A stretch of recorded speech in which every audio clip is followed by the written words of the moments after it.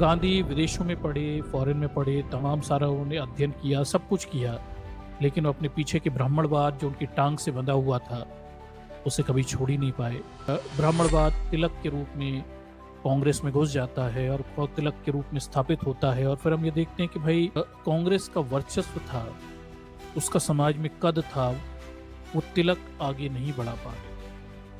अब कांग्रेस को नए नायक की जरूरत है।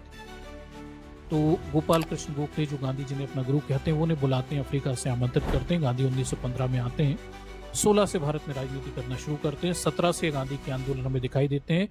चंपारण है, खेड़ा है, अहमदाबाद मिल स्ट्राइक है।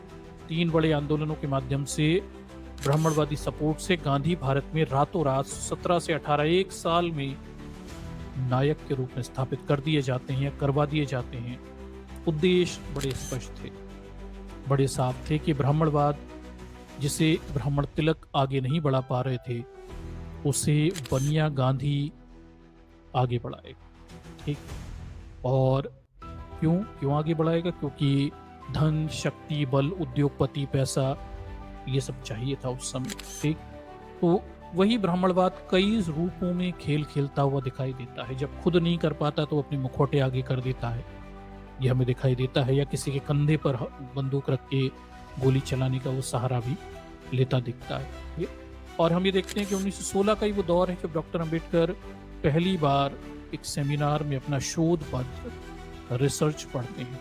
ठीक है, ये किसी बड़े मंच पर डॉक्टर अंबेडकर का पहला भाषण था, और इस भाषण की विषय वस्तु से डॉक्टर अंबेडकर के तेवर स्पष्ट थे कि भारतीय राजनीति में सक्रिय हस्तक्षेप की उद्घोषणा की। डॉक्टर अंबेडकर का वो जो पहला शोध पत्र था, वो ये बताने वाला था कि वो भारत की राजनीति में हस्तक्षेप अब करने जा रहे हैं। ठीक, तो आप ये देखिए कि दोनों, गांधी और डॉक्टर अंबेडकर, उम्र के जरूर अंतर, और भारत की राजनीति में सक्रियता जो है 1916 से दोनों की एक साथ शुरू होती हुई दिखाई देती है।